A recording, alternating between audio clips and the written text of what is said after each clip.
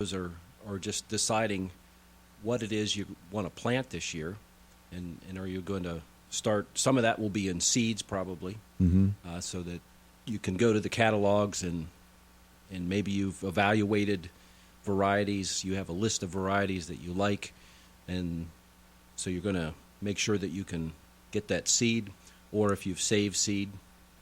Some people will do that, especially if tomatoes. People will save from their seed from their non-hybrid tomato varieties. They'll save that over winter, and then they just keep that one variety going as long as they can. I wanted to ask you about something along those lines, not with vegetables, but with flowers, and particularly the zinnias and those border flowers that we put up along the garden. And when the frost comes in the fall, you've got those dead heads with all those seeds in them. Are those viable seeds for the following season? Yes, as long as it's a non-hybrid variety. Okay. So if you originally purchased that or have that as a hybrid variety, then that will not come true to seed. So you'll get a zinnia, if that's what it is. Yeah. But you won't probably get that same, it'll revert back, okay? So they had to take two parent plants, pollinate those, and get seed from that cross. And then that's the seed that you planted. But if you save the seed from that, it's not going to be that exact same identical plant. So a lot of those plants are propagated vegetatively to maintain that same genetics. Or you have to go back and you have to continue every year to cross those same two parents together so that you get that same plant. Okay. So that's done a lot. Okay. All right. Well, but marigolds and all those things. Yeah, so as long as it's a non-hybrid variety, then you could save the seed from that. The other little thing that gets in there is patented varieties. None of those you're allowed to U.S. Patent legally, Office is going to show up my house because they drive by and they see a flower growing there? Yeah, and there's a bunch of plants that are patented varieties developed by a person or a company, and they remain, they have the rights to those. Mr. Monsanto is out there trolling the neighborhood. Yeah, along with a lot of other companies. Okay. They all have their own breeding lines and develop their own varieties and market those, and until the patent goes off, they maintain the rights to those, and so you're not legally allowed to propagate those for your own gain. So you have to go back to the same source to get those every year. By the way, folks, you can call Bob if you have a question. Just a few minutes left, though. 479-1160 or 349-WCCS. That's 349-9227. So, just deciding what it is you're going to plant. Maybe you're going to change your landscape or add a flower bed or renovate a flower bed or renovate the garden in some shape or form. So just starting to, at this point, think about how that's going to go, what kind of resources and materials you're going to need to be able to do that. Are you going to be able to do it yourself, or do you need to hire some or all of that to be done? But there's still a lot of things, even if you hire somebody to do it, there's still a lot of things that you need to think through as far as the layout and the design, unless you have no desire to do that.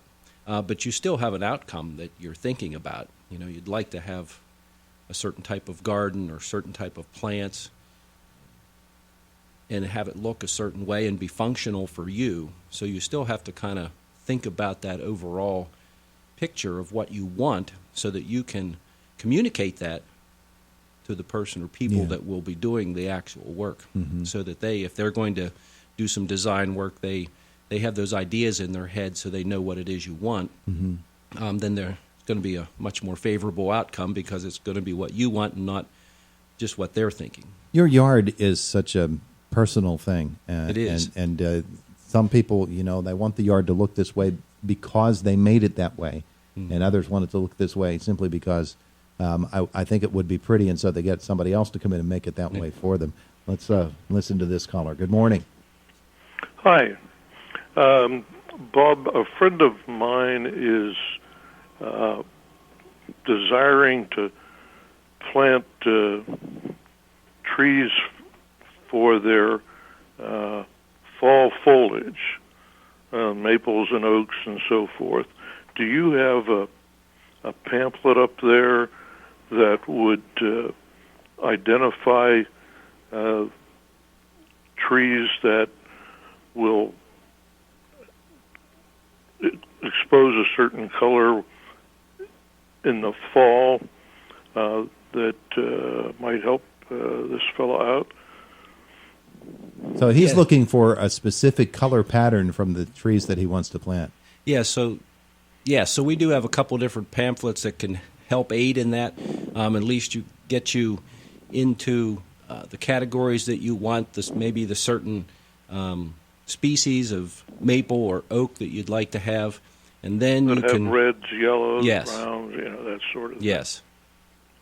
Yep, and then you can go from there because those varieties change. The cultivars can change, or they can every year they're coming out with new updated variations. So it still might be the same genus and species of maple, for example, but the cultivar is a little bit different because somebody found one that maybe has a little bit redder hue or a little bit more orange or yellow, and so then they propagate those and breed those and put their own cultivar name on them.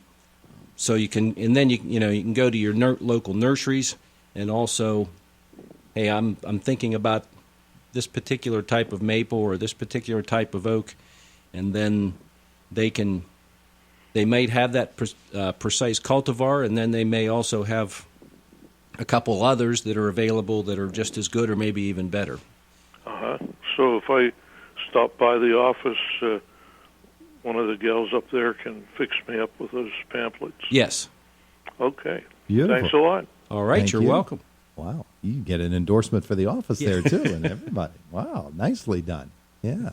But, in our closing moments here today, I want to point out, there are so many materials available online, but you have people and office literature as well that folks are welcome to. Yes, we do. Mm-hmm.